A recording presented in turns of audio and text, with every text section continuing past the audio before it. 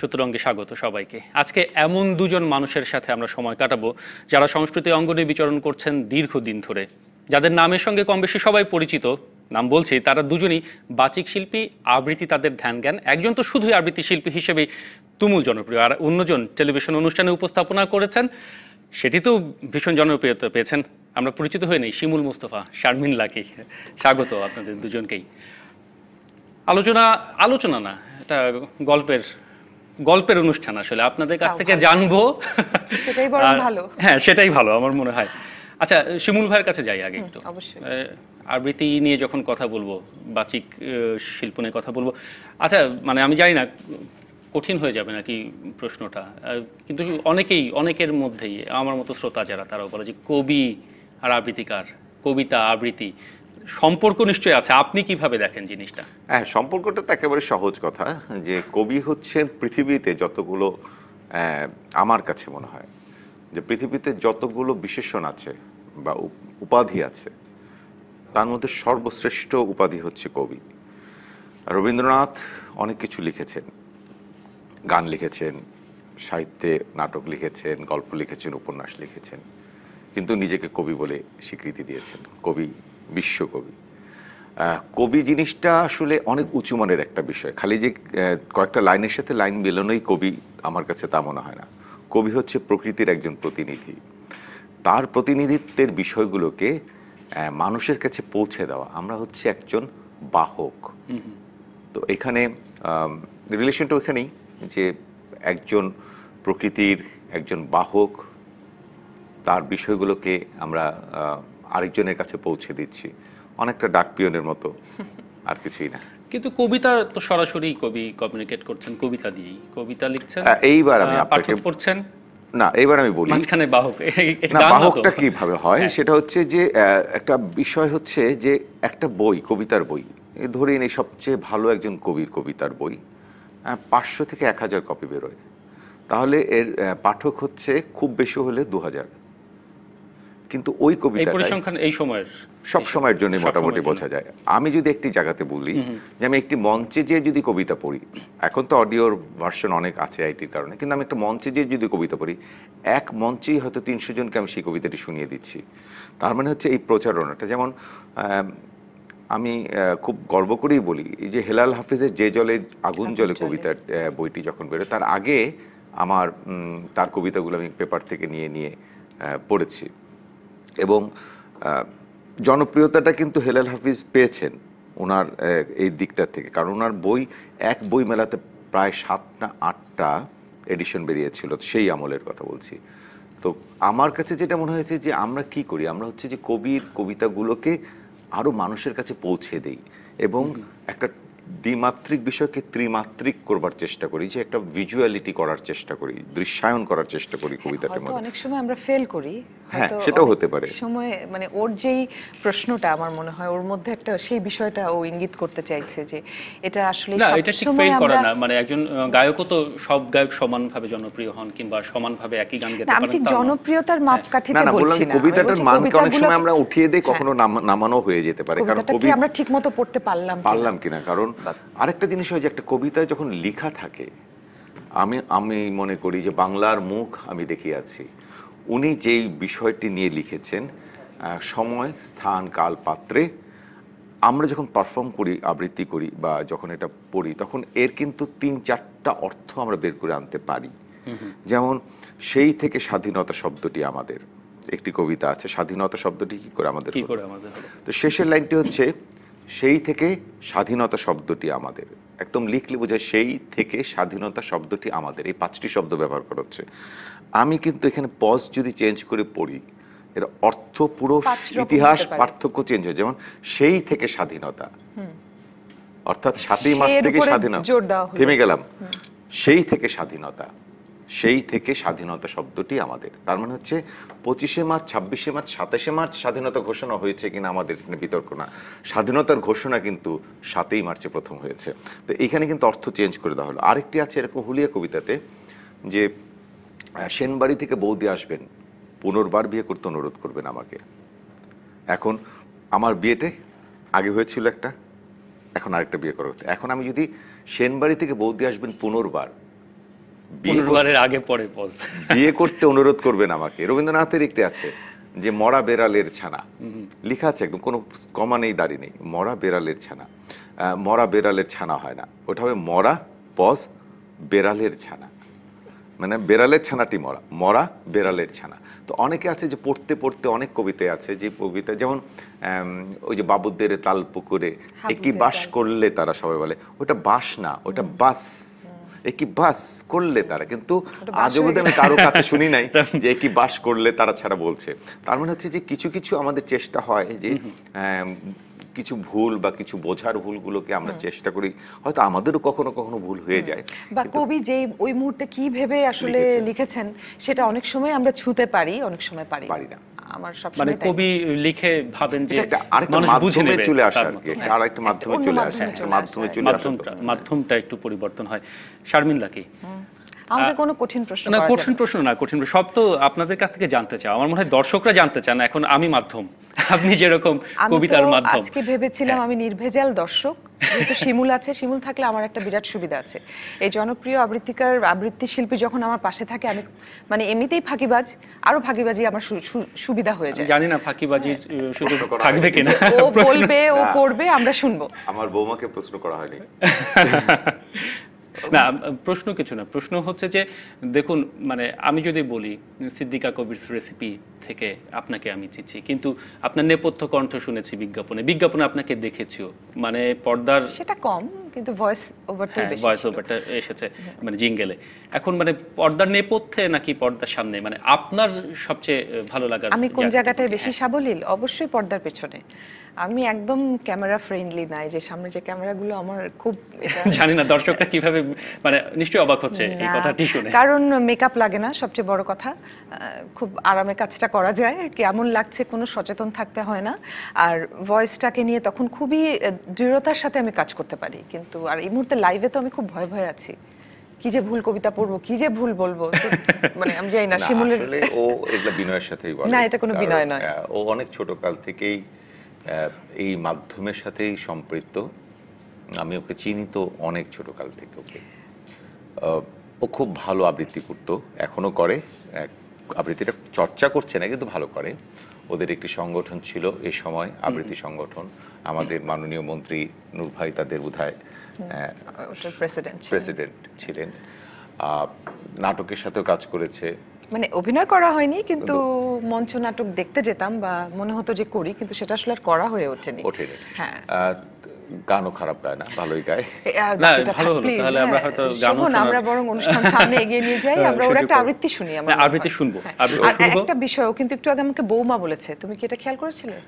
আমার মনে হয় দর্শকরা নিশ্চয়ই খেয়াল করেছে, এই উত্তর পাবো নিশ্চয়ই এক পর্যায়ে, আমরা এই উত্তরটা শুনবো। এটা থাকলো দর্শকদের জন্য একটা অপেক্ষায় থাক তারা। আমি জানি না, আমার কিছু প্রশ্ন লেখা আছে যেরকম আমি লিখে নিয়ে আসি, কিন্তু আমার মনে হয় এই গল্পের ছলে কথা বের হয়ে আসলেই ভালো হয়। একটা জিনিস শিমুল মুস্তফা, মানে আপনাকে আমরা জানি আবৃত্তি শিল্পী হিসেবে, আমরা গোলাম মুস্তফাকে চিনতাম, তারও আগে কাজী সব্যসাচীকে আবৃত্তির, বলা যায় তার মাধ্যমে বাংলা আবৃত্তি চর্চার শুরু হলো। সেই স্বাধীন বাংলা বেতার কেন্দ্রে আবৃত্তির একটা ভীষণ অবদান ছিল, একটা ভীষণ তাড়না জোগাতো মানুষকে। আবার সেই 90-এর গণ আন্দোলনে যখন আপনারা আবৃত্তি চর্চা করছেন, মানে সবগুলোই কিন্তু একটা আন্দোলন কিংবা একটা দাবি আদায়ে, মানে প্রেমের কবিতাও তখন দ্রোহের কবিতা মনে হতো। এখন এসে কি বলছেন, এটা 2017 সাল, এখন আসলে কিছু বলার নেই। এখন আমরা কিছু কিছু বলি যে আমি ফ্রাস্ট্রেটেড না, পরিবর্তন পৃথিবীতে তো হচ্ছেই, সারা পৃথিবীতে এখন যেই গ্লোবালাইজ যে পরিবর্তনটি আইটির কারণে হয়েছে, যেমন আমার দাদা বাতাবি লেবু দিয়ে ফুটবল খেলতো, সেটারই আধুনিক একটা ফর্মে হয়তো চামড়ার বল দিয়ে আমার বাবা খেলেছে বা আমরা খেলেছি, কিন্তু আমার সন্তান কিন্তু চামড়ার বল থেকে কম্পিউটারের স্ক্রিনের মধ্যে ডিরেক্ট চলে এসেছে। মানে এতটা হঠাৎ করে পরিবর্তন, যে ধারাবাহিকতার পরিবর্তন কিন্তু হয়নি। হঠাৎ করে 2000 সালের পরে এই আইটির যেই একটা রেভলিউশনের কারণে যেই পরিমাণ পরিবর্তন এসেছে, এখন আন্দোলন, এখন দেশপ্রেম, এই জিনিসগুলোর রূপ পাল্টেছে আসলে, আর কিছুই না। না নিশ্চয়ই, মানে সেটি তো সময়ের সাথে সাথে এখন বিভিন্ন বললেই জিনিসেরই কিন্তু রূপ পাল্টেছে। মিছিলে যাবে না, ছেলেমেয়েরা যেতে চায় না, এখন তার থেকে ফেসবুকে লাইক দিতে পছন্দ করে, যে ওখানেই বোধহয় আন্দোলন হয়ে গেল, হচ্ছেও কিছু কিছু ক্ষেত্রে। ছেলেমেয়েদেরও না, আমরাও তাই। হ্যাঁ, মানে আমাদের ওই জায়গাগুলো হয়েছে কি, যে আন্দোলন কেন, প্রতিবাদ কেন, সব কিছুই করছে, মানে প্রতিবাদটা মাঠে বা মিছিলে করছে না। মানুষ জানছে যে কোনো একটা ক্রাইসিস যখন হচ্ছে তখন কিন্তু এই সোশ্যাল মিডিয়াগুলো দিয়ে ক্রাইসিসগুলো সলভ হচ্ছে। পৃথিবীতে এখন সোশ্যাল মিডিয়াগুলো দিয়ে কিন্তু বিশাল বিশাল আন্দোলন হচ্ছে। আমরা জানি ইউরোপের বড় বড় আন্দোলনগুলো এই সোশ্যাল মিডিয়া দিয়ে হয়েছে। এবং আমি যেমন একটা প্রোগ্রাম করি, সত্যি কথাই মিডিয়াতে এসে বলতে চাই না, আমার প্রোগ্রামটা কোনো মিডিয়াতে কোনো প্রচার হয় না। আমি প্রতি বছর যে প্রোগ্রামটি করি, কিন্তু 10,000 মানুষ সেখানে যায় কবিতা শুনে 7 ঘন্টা। তারপরের দিনও কোনো মিডিয়া প্রকাশ করে না সেই অর্থে। আগেও কোনো প্রোপাগান্ডা নেই, 7 বছর ধরে করছি রবীন্দ্র সরোবরে। কিন্তু এই 10,000 মানুষ তাহলে যাচ্ছে কোথা থেকে? ওই সোশ্যাল মিডিয়া থেকেই যাচ্ছে, একটা নেটওয়ার্ক থেকে যাচ্ছে, তারা জানে। দরকার হয় না কিন্তু। অনেকেই মনে করে যে এই আন্দোলনগুলো করতে হবে, আগে মিছিলে প্ল্যাকার্ড ছিল, এখন তো ফেসবুকে অনেক প্ল্যাকার্ড বেরোয়। এত মানে ভেঙে পড়ার কিছু নেই, কিন্তু না, মাধ্যমটা পরিবর্তন হয়েছে। স্টেজ শো এখনো করছেন, সেই আমরা তো সবসময় আমাদের বাবারাও বলতো যে আমাদের সময় ভালো, আমরাও বলি আমাদের সময় ভালো। এটা সবাই সবার সময়টাকে কিন্তু ভালো মানে বলে। আপনি নিজেই দুটো সময়ের সাক্ষী, দুটো সময় ধরেই আপনি আবৃত্তি চর্চাটা ধরে রেখেছেন, আপনি নিজেও করছেন। সেজন্যই আপনাকে ওই প্রশ্নটি করা, যে 90-এর গণ আন্দোলনের সময়ও আপনি আবৃত্তি করেছেন, এখনো আপনি আবৃত্তি করছেন, এখনো আপনার আবৃত্তি যেটা হয়েছে যে অ্যালবাম সোশ্যাল মিডিয়ার যে কাজটা হয়েছে সেটাতে হচ্ছে মানুষের ধৈর্যটা হারিয়ে ফেলেছে। এবং একটা উপন্যাস না পড়লে, যতই আমি গুগলকে গুরু বলি, গুগলের মাধ্যমে যত কিছু শিখতে চাই না কেন, ফেসবুক দিয়ে যত কিছুই জানতে চাই না কেন, আমার দীর্ঘমেয়াদী পড়াটা যদি না থাকে, একটি গল্প পড়ার যে দীর্ঘ প্রক্রিয়া, এটা একটা ধৈর্যের পরীক্ষা, কিন্তু অভ্যাসের ব্যাপার। এই যে পড়ার অভ্যাসটা যে কমে গেছে, খালি ব্লগের লেখা পড়তে পছন্দ করে, যত ছোট লেখা হবে পড়তে চেষ্টা। আমি দেখেছি যে আমি আমার ফেসবুকে আমি 2 লাইনের বেশি লিখি না। 4 লাইন লিখলেই লাইক কমে যায়, মানে 4 লাইন পড়বে না, 2 লাইন হলে এক ঝলকে যদি হয় তাহলে ভালো। কমপ্লিকেটেড ছবি দিলে লাইক পড়ে না। খুব নির্মল যদি আমি একটা হাসি দেওয়া একটা ছবি দিই, তাহলে ওটাতে লাইক বেশি পড়ে। কারণ হচ্ছে যে মানুষ এখন আর বেশি মানে ঘাটাঘাটি গভীরতায় যেতে চায় না আসলে। যে যত সময়ের একটা বড় বিষয়, সময় তো তখনও সমান ছিল, এখন হচ্ছে মানুষের অত ধৈর্য নেই। কি জানি, আমি জানি না শারমিনলা, কি আপনার কি মনে হয়? আর সেই সাথে এই যে ধৈর্যের বিষয়টা আসলো, আবৃত্তি চর্চা তো নিশ্চয়ই একটি ধৈর্যের বিষয়। আপনি অনেকগুলো মাধ্যমে কাজ করছেন, মানে আপনার কাছে আবৃত্তি চর্চার জায়গাটি কেমন মনে হয়েছে?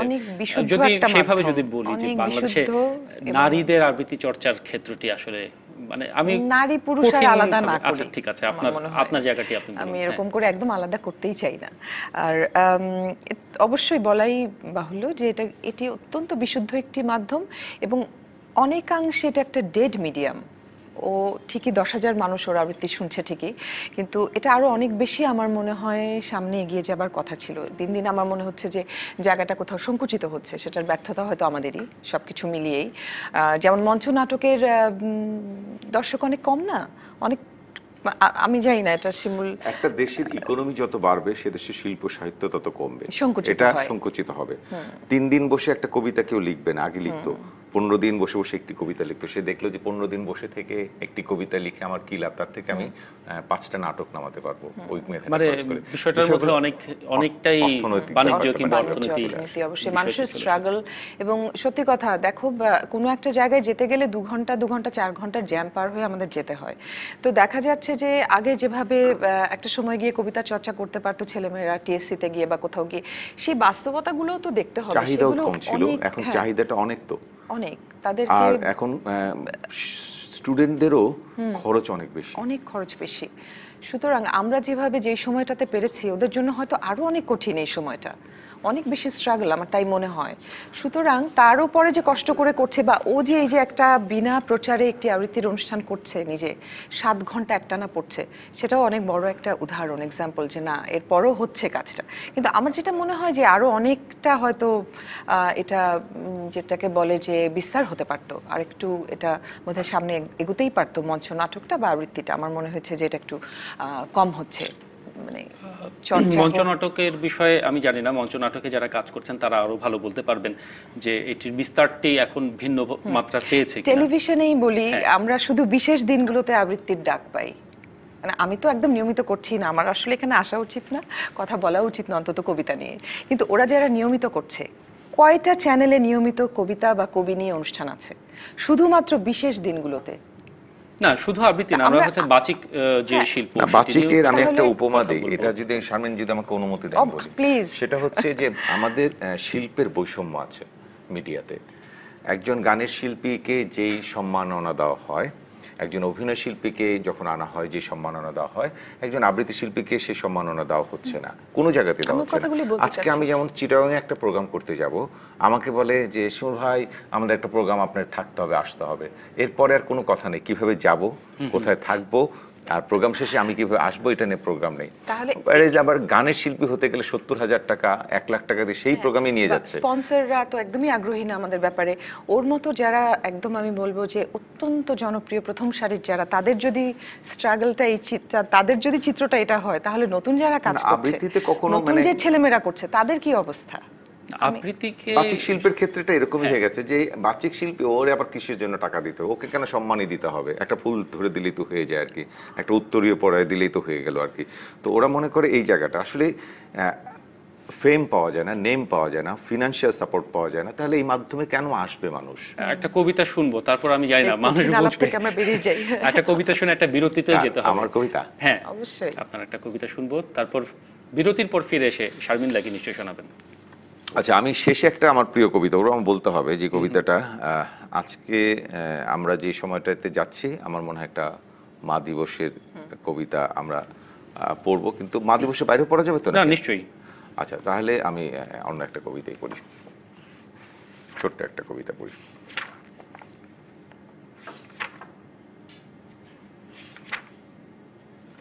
সব মা মা আসছে আজকে, কেন জানি আমার মনে হচ্ছে।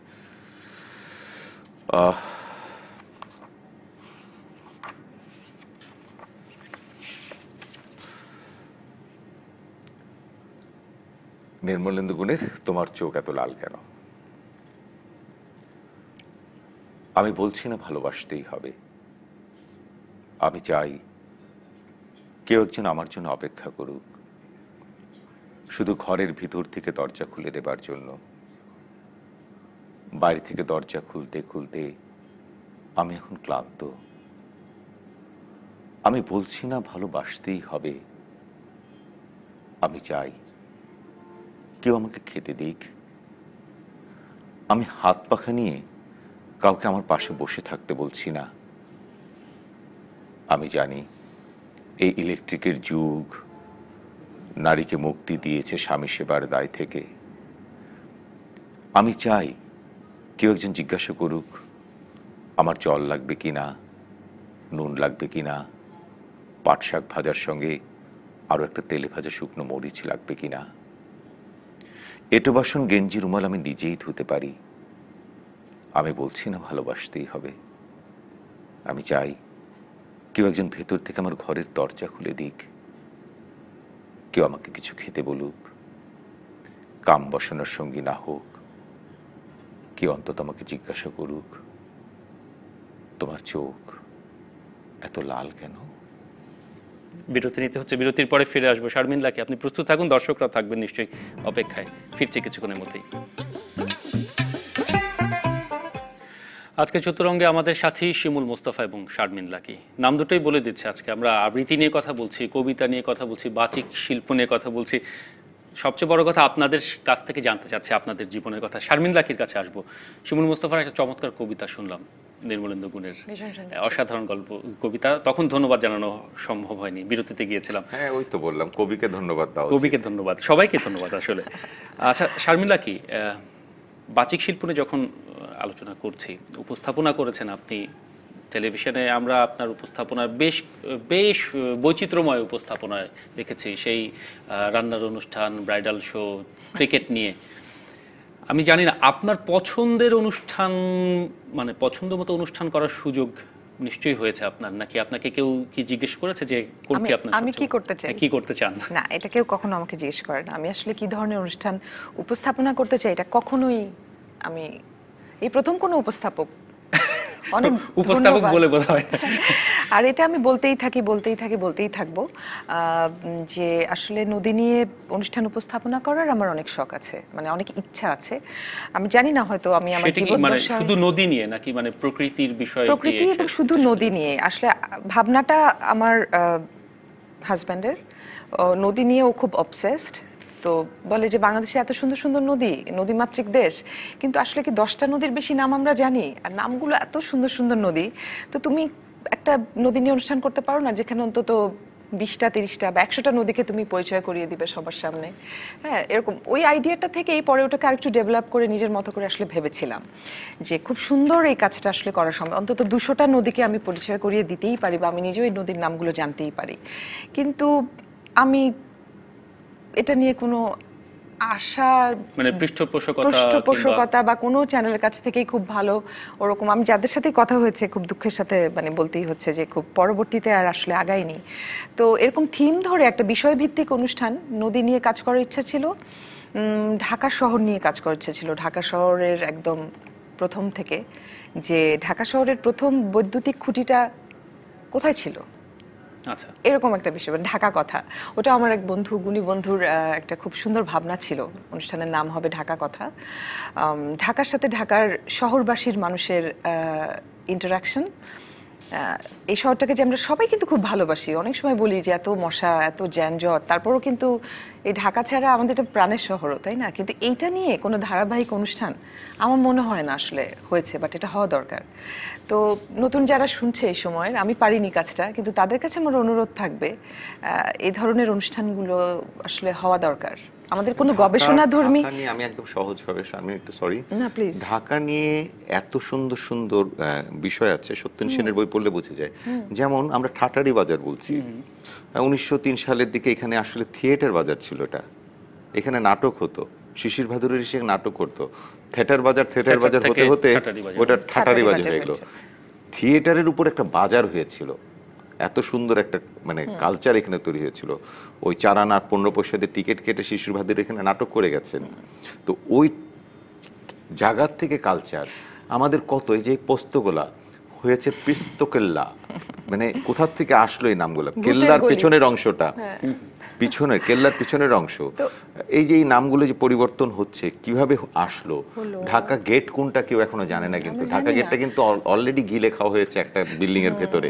সবাই ভাবে যে এটা ইউনিভার্সিটির যে সায়েন্স লাইব্রেরির সামনে, ওইটা ঢাকা গেট না, ওটা ওই যে চালের দাম সবচেয়ে কম ছিল দেখে সময় করেছিলেন। ঢাকা গেটটা কিন্তু আমাদের ওই পুরনো জাদুঘরের পাশে ওই বিল্ডিং এর ভেতরে আর কি।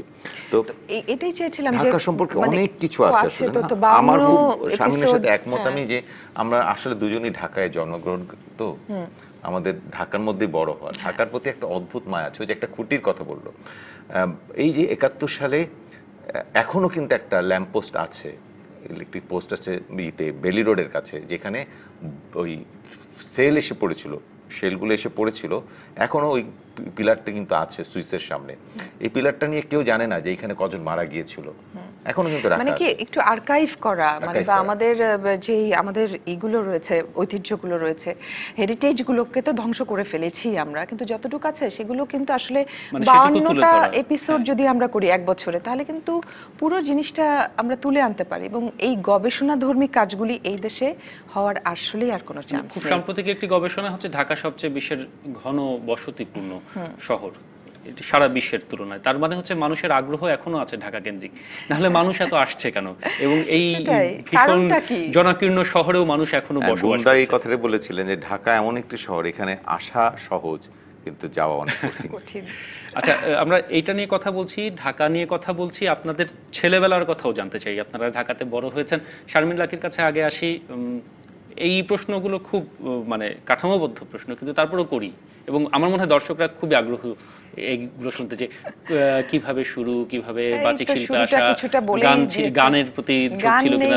রবীন্দ্রনাথের একটা লাইন বলি, দুইটি পাড়ায় বড়ই কাছাকাছি। আমরা দুটো পাড়া খুব কাছাকাছি বড় হয়েছি আর কি। আমি সিদ্ধেশ্বরীর, ও হচ্ছে মগবাজারে, খুব কাছে আর কি। এবং ওই কলেজ বেলা থেকেই কবিতাও, যেটা বলছিল স্কুল বেলা থেকেই, আসলে স্কুলে পড়তে পড়তে যেটা হয়, এটা আসলে আর ওরকম করে বলার কিছু নেই বড় করে। কলেজে যখন পড়ছি তখন নূর ভাই মগবাজারেই থাকতেন, আসাদুজ্জামান নূর, উনি আমাদের প্রেসিডেন্ট ছিলেন। ওনার মধ্যে একটা বিষয় ছিল, এই পাড়া কেন্দ্রিক যে অ্যাক্টিভিটিগুলো, এগুলো আজকাল আর তো নেই একদম। হ্যাঁ, ওই দেয়াল পত্রিকা বা কোথাও বন্যা কবলিত মানুষের জন্য বাসায় বাসায় গিয়ে ত্রাণ। চাল ডাল ত্রাণ, হ্যাঁ মানে এগুলো না আমাদের ছেলেমেয়েদের বললে মনে হয় একটা রূপকথার মতো লাগবে ওদের কাছে শুনতে, কিন্তু আমরা মনে হয় এই তো সেদিন আমরা এই দিনগুলোকে পার মানে করে আমরা এসেছি। আমি এই আমাদের মন্ত্রী বলে বলছি না, মানে নূর ভাই আসলে একটা অন্যরকম মানুষ, মানে ওনার মতো মানুষ আসলে কম্পেয়ার করা যায় না। আমাদেরকে এক আসলে করেছিলেন, একত্র করেছিলেন। এত মানে সাংগঠনিক কিছুই করছেন না কিন্তু সবই করে ফেলছেন, কিন্তু কখনো কোনো কাজ দেখা যায় না যে উনি দায়িত্ব নিয়েছেন সেটা হয়নি বা করেননি। ওই এই সময় অদ্ভুত মানে একটা ব্যাপার ছিল। আমাদের মতো অনেক পাড়ার ছেলেমেয়েরা আমরা যারা হয়তো বা দেখা যাচ্ছে যে দুষ্টুমি করে বেড়াচ্ছি, কিন্তু তাদেরকে ধরে এনে এক জায়গায় বসিয়ে একটু কবিতা বা একটু মঞ্চনাটকের প্রস্তুতি বা একটু কিছু লেখালেখি করার যে বিষয়টা, এটা কিন্তু উনি করেছেন। আচ্ছা, আলোচনা যেহেতু কথা উঠছেই, মনে অনেক কিছু নিয়ে কথা বলছে, আপনাদের ছেলেবেলার কথা বলছেন, মা নিয়ে একটু কথা শুনতে চাই, আবৃত্তি শুনতে চাই, কারণ মা দিবস পালন করা হয়ে থাকে দিবস ভিত্তিকভাবে, যদিও প্রতিদিনই মায়ের জন্য, তারপরও মা দিবস নিয়ে কবিতাও শুনবো, শারমিন লাকির কাছে শুনবো। আপনি বলছিলেন একটি কবিতা আপনি ঠিক করে রেখেছেন, তার আগে একটু শিমুল মুস্তফার কাছে কবিতা শুনবো, তার আগে আপনার মায়ের কথা শুনতে চাই। পৃথিবীতে মা আসলে এমন একটি বিষয় যেটার কোনো সংজ্ঞা নেই। জীবনের যেমন সংজ্ঞা নেই, মৃত্যুর যেমন সংজ্ঞা নেই। মাকে নিয়ে কিছু বলার মতো আসলে মানে কিছু উপমা দিয়ে মা আসলে শেষ হয় না। সবার ক্ষেত্রেই সেই জিনিসটা হয়। আমার মা মূলত একজন চিত্রক, চারুশিল্পী।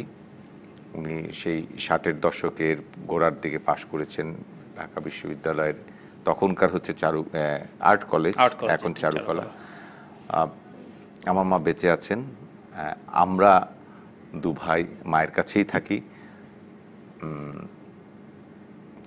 আর আমার মা তো মায়ের নামটা বলে দাও না প্লিজ। আচ্ছা, এবার বলি যে এই যে শারমিন লাকিকে আমি বৌমা বলি, আমার বউয়ের নাম হচ্ছে শারমিন, আমার মায়ের নাম হচ্ছে লাকি। তো সেই কারণে ও আমার বউ এবং বৌমা, এটা সবাই জানে যে ও আমার বৌমা। ছোটবেলা বিয়ের পর থেকে আমি ওকে বৌমাই ডাকি এবং খুব সিরিয়াসলি ডাকা শুরু হয়ে গেছে, যে এখন আর প্রাসঙ্গিকভাবে আর লাকি ডাকি না, বৌমাই ডাকি। তো আমার মা জন্য সবাই দোয়া করুন, সবার মার জন্য দোয়া করুন। আমি একটি কথা খালি বলি যে আপনার মা তার মা, আপনার মা আপনার মা না, আমার মা আমার মা না, সবার মা আমাদের মা। বাহ, কবিতা শুনি। এরপরে আমার মনে হয় আর কিছু আমার বলার দরকার নেই, আমি সরাসরি কবিতায় যাই। শঙ্খ ঘোষের একটি কবিতা, বলো তারে শান্তি শান্তি। মাগো আমার মা, তুমি আমার দৃষ্টি ছেড়ে কোথাও যেও না। এই যে ভালো ধুলোয় ধুলোয় ছড়িয়ে আছে দুয়ার হারা পথ, এই যে স্নেহের সুরে আলোয় বাতাস আমার ঘর দিল রে দিল, আকাশ দুটি কাঁকন বাঁধে বলে আমার সন্ধ্যা আমার ভোর সোনায় বাঁধা। ভুলে যা তুই, ভুলে যা তোর মৃত্যু মনোরথ। সেই কথা এই গাছ বলেছে, সেই কথা এই জলের বুকে ছিল, সেই কথা এই তৃণের ঠোঁটে। ভুলে যা তুই, দুঃখ রে ভোল তোর। ধুলোতে তুই লগ্ন হলে আনন্দে এই শূন্য খোলে জট। তুমি আমার মা, শান্তি তোমার ঘট ভরেছে, দুঃখ তোমার পল্লবে কি গাঁথা। তুমি আমার চক্ষু ছেড়ে কোথাও যেও না। আকাশ বলে বাতাস বলে ব্যথা, ব্যথার তুলি পলাশ লাল মেঘে। ভাঙলে তুমি প্রেমের নীরবতা, দুঃখ আমার টলবে বুকে লেগে। দুঃখ আমার বুকের টলমল, জলের বুকে সন্ধ্যা দিল এঁকে। ব্যথায় লেগে বন বনানি হলো আমার মতো কেকে। আমার মতো বাতাস জানে ডানা, আমার মতো সূর্য জানে ফুল। তোমার চোখে নিদ্রা হলো টানা, মরণমুখী সূর্য আর জাগন লোভী চাঁদে আকাশ পরে স্নিগ্ধ দুটি দুল। মাগো আমার মা, তুমি আমার এ ঘর ছেড়ে কোথাও যেও না। মৃত্যু তোমায় ভয় পেয়েছে, রাত্রি এলো অস্ত দিঘির পার। যেখানে এই চোখ মেলেছ সেইখানে কার শান্তি কেঁদে মরে। নিশুতি রাত ঝুমঝুমিয়ে আর্তনাদের বর্ষা এলো ছুটে। যেখানে যাও সেখানে নেই শান্তি তোমার, সেখানে নেই আর। দিন ছুটেছে রৌদ্র রথে, শহর গ্রামে সাগরে বন্দরে, যেখানে যাও সেখানে চাপ রক্ত পাবে শীর্ণ করপুটে। আকাশ ডাঙা বন বনানি শান্তি বাঁধে কার? তুমি আমার মা, শান্তি তোমার ঘট ভরেছে, রক্তে ঘটের সিঁদুর হবে টানা। তুমি আমার ঘর ছেড়ে মা কোথাও যেও না। বাজনা বাজে চৌকিদার, বাজনা বাজে কেন? নীল দুয়ারে ঘা দিল ভাই মেঘের সেনাগুলো। বাজনা বাজে চৌকিদার, বাজনা বাজে কেন? ভয়ের দুয়ার বন্ধ ঘর কাঁপছে জড়সড়। বাজনা বাজে চৌকিদার, বাজনা বাজে বড়। মাগো আমার মা, ঝড় নেমেছে, দুয়ারে তার ঝঞ্ঝা লাগো লাগো। তুমি আমার বাজনা শুনে শঙ্কা মেনো না। বাজনা বাজুক, ভয় পেও না, বাজনা বাজুক মা। ভীষণ চমৎকার। কথা না বাড়ি একটা বিরতির পরে ফিরে আসি, আরও অনেক গল্প হবে, আরও কবিতা নিশ্চয়ই শুনবো। দর্শক সাথে থাকবেন, ফিরছি কিছুক্ষণের মধ্যেই। চতুরঙ্গে আমরা ফিরলাম বিরতির পরে। শিমুল মুস্তফা এবং শারমিন লাকির সাথে আজকে আমরা সময় কাটাচ্ছি। আলোচনার একদম শেষ দিকে চলে আসলাম। মানে আমি জানি না, দর্শকরা নিশ্চয়ই খুবই দুঃখ পাবেন। খুব বেশি কথা বলবো না। শিমুল ভাই, আপনার কাছে একটা কবিতা শুনি। মা দিবস নিয়ে আলোচনা করছিলাম, শারমিন লাকি অসাধারণ শঙ্খ ঘোষের একটি কবিতা আবৃত্তি করলেন আমাদের মায়েরা কি জেগে আছে শুনছে? আমাদের না, মায়েরা সবার মা, সবার মা। আমি তো বলেছি যে সবার মাই আমাদের মা। সবার মাই আমাদের মা। এই কবিতাটা আমার মানে খুব প্রিয় একটি কবিতা, কিন্তু এই কবিতাটি কেন উনি লিখেছেন আর কেন যে আমরা পড়ি আর না পড়লেও এই বিষয়টা আসে না। সত্যিকার অর্থে আমাদের এখন মাদের এই অবস্থা হয়েছে। আমাদের মা হুমায়ুন আজাদ। আমাদের মাকে আমরা বলতাম তুমি, বাবাকে আপনি। আমাদের মা গরিব প্রজার মতো দাঁড়াতো বাবার সামনে, কথা বলতে গিয়ে কখনোই কথা শেষ করে উঠতে পারতো না। আমাদের মাকে বাবার সামনে এমন তুচ্ছ দেখাতো যে মাকে আপনি বলার কথা আমাদের কোনোদিনই মনে হয়নি। আমাদের মা আমাদের থেকে বড় ছিল, কিন্তু ছিল আমাদের সমান। আমাদের মা ছিল আমাদের শ্রেণীর, আমাদের বর্ণের, আমাদের গোত্রের। বাবা ছিলেন অনেকটা আল্লাহর মতো, তার জ্যোতি দেখলে আমরা সেজদা দিতাম। বাবা ছিলেন অনেকটা সিংহের মতো, তার গর্জনে আমরা কাঁপতে থাকতাম। বাবা ছিলেন অনেকটা আড়িয়ল বিলের প্রচণ্ড চিলের মতো, তার ছায়া দেখলে মুরগির বাচ্চার মতো আমরা মায়ের ডানার নিচে লুকিয়ে পড়তাম। ছায়া সরে গেলে আবার বের হয়ে আকাশ দেখতাম। আমাদের মা ছিল অশ্রুবিন্দু, দিন রাত টলমল করত। আমাদের মা ছিল বনফুলের পাপড়ি, সারাদিন ছড়ে ছড়ে পড়ত। আমাদের মা ছিল ধান ক্ষেত, সোনা হয়ে দিকে দিকে বিছিয়ে থাকত। আমাদের মা ছিল দুধ ভাত, তিনবেলা আমাদের পাতে ঘন হয়ে থাকত। আমাদের মা ছিল ছোট্ট পুকুর, আমরা তাতে দিন রাত সাঁতার কাটতাম। আমাদের মার কোনো ব্যক্তিগত জীবন ছিল কিনা জানি না। আমি জানি না আমাদের মাকে কখনো বাবা বাহুতে টেনে নিয়েছেন কিনা। আমি জানি না মাকে জড়িয়ে ধরে বাবা কখনো চুমু খেয়েছেন কিনা। চুমু খেলে মার ঠোঁট ওরকম শুকনো থাকতো না। আমরা ছোট ছিলাম, কিন্তু বছর বছর আমরা বড় হতে থাকি। আমাদের মা বড় ছিল, কিন্তু বছর বছর মা ছোট হতে থাকে। ষষ্ঠ শ্রেণীতে পড়ার সময় আমি ভয় পেয়ে মাকে জড়িয়ে ধরতাম। সপ্তম শ্রেণীতে ওঠার পর ভয় পেয়ে মা একদিন আমাকে জড়িয়ে ধরে। আমাদের মা দিন দিন ছোট হতে থাকে। আমাদের মা দিন দিন ভয় পেতে থাকে। আমাদের মার বনফুলের পাপড়ি নয়, সারাদিন ছড়ে ছড়ে পড়ে না। আমাদের মার ধান ক্ষেত নয়, সোনা হয়ে বিছিয়ে থাকে না। আমাদের মার দুধ ভাত নয়, আমরা দুধ ভাত পছন্দ করি না। আমাদের মার ছোট্ট পুকুর নয়, পুকুরে সাঁতার কাটতে আমরা কবে ভুলে গেছি। কিন্তু আমাদের মা আজও অশ্রুবিন্দু। গ্রাম থেকে নগর পর্যন্ত আমাদের মা আজও টলমল করে। চমৎকার কবিতা এবং আবৃত্তির পরে আচ্ছা অন্যভাবে কথাগুলো আসি।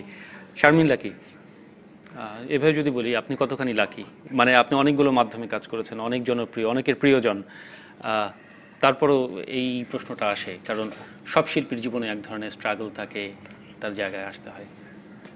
আমার মনে হয় আমি অল লাকি। না, কোনো অভিযোগ নেই, অনুযোগ নেই, আমি খুবই ঠিকঠাক। এর বেশি আসলে কি বা হওয়ার ছিল, কি বা হতে পারতাম। তবে হ্যাঁ, অবশ্যই আরো ভালো কিছু কাজ করার ইচ্ছা আছে। ওই যে যেটা বলেছি, একটু বিষয়ভিত্তিক কাজ, একটু গবেষণাধর্মী কাজ, সেগুলো যদি একটা দুটাও করতে পারি তাহলে মনে হবে যে না, বোধহয় একটু কিছু করতে পারলাম। একটা জিনিস এইখানে একটা অপূর্ণতা একটু আছে, কাজ করছে। শিল্প মাধ্যমে একটি কথা বারবার আসে যে সেইটি কতখানি পেশাদারিত্বের সাথে সেই শিল্প মাধ্যমটা দাঁড়াতে পারলো। বাচিক শিল্প আপনি বলছিলেন, শিমুল মুস্তফাও এখনো অনেক ধরনের বাধার সম্মুখীন হন।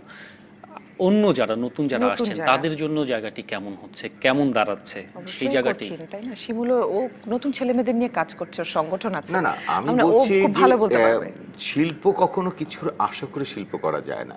আমি অনেক ছেলে মেয়েদেরকে দেখছি এখন আবৃত্তির সাথে সম্পৃক্ত হচ্ছে, কিন্তু প্ল্যাটফর্মটা আমাদের খুব ছোট।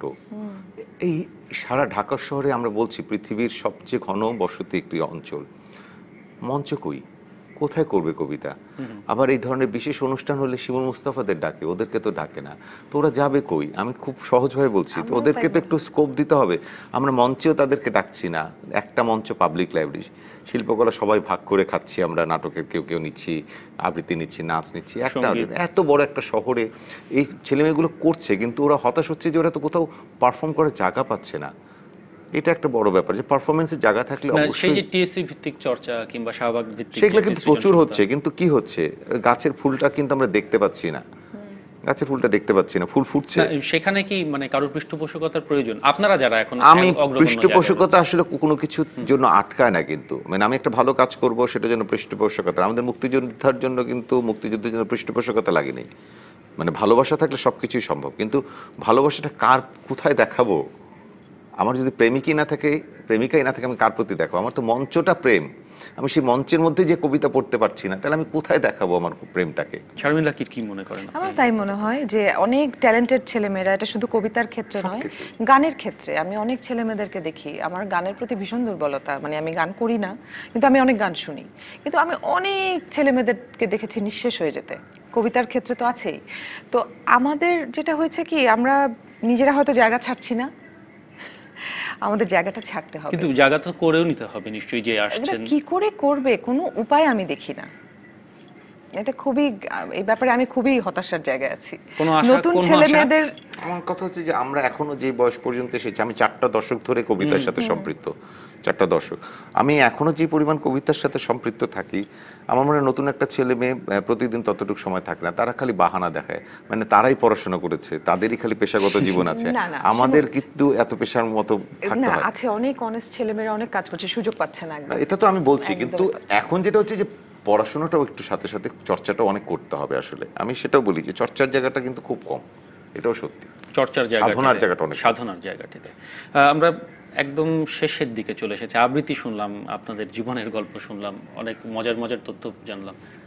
একটা আবদার করি, এই আবদারটা মনে হয় রক্ষা করবেন, গান শুনতে চাই আজকে আপনাদের কাছে। ও ভালো গান করে, ও ছায়ানট করেছে, ও খুব ভালো গান করে। এইটা প্রমাণ হবে। আমি বিদায় নিয়ে নেই দর্শকদের কাছ থেকে, তারপর গান শুনতে শুনতে আমাদের অনুষ্ঠান শেষ করব। আপনাদেরকে ধন্যবাদ জানাই, আর ধন্যবাদ দর্শকদের যারা এতক্ষণ সাথে ছিলেন। নিশ্চয়ই পরবর্তী দিনে আরো নতুন কাউকে নিয়ে তাদের সামনে হাজির হব, নিশ্চয়ই সময় ভালো কাটবে। ভালো থাকবেন। আমরা গান শুনবো শিমুল মুস্তাফা এবং শারমিন লাকির কাছে। মানে বাসায় গিয়ে আছে কি হবে যাই, আমি চাই না এখন আর আমার মা শুরু করে আমি দেখছে কিনা কেউ না দেখুক। আমি গুনগুন করতেই পারি, কিন্তু আমি গান করতে পারি না, এটা আমি নিজেই অকপটে স্বীকার করি। ও খুব ভালো গান করে, আমার মনে হয় দর্শকরা বিচার করবেন। এই করতে করতে সময়টা যদি পার হয়ে যেত, আচ্ছা স্ক্রল উঠে যেত। ধরো একটা গান, ধরো, এটা গুনগুন করবে এমন তো না, মাকে নিয়েই হতে হবে একটু। খুব ভালো হয় তাহলে না? ভালো হয়। বড় একটা করো। বড় আশা করে এসেছি গো কাছে ডেকে। আর ভাই তুমিই তো করবে, আমি তাড়াতাড়ি আসো। বড় আশা করে এসেছি গো কাছে ডেকে লও, ফিরায়ও না জননী, বড় আশা করে এসেছি গো কাছে ডেকে লও। দিন হেলে কেহ চাহে না, তুমি তারে রাখিবে জানি গো। বড় আশা করে এসেছি গো কাছে ডেকে লও। ফিরায় না জননী, বড় আশা করে এসেছি গো কাছে ডেকে লও।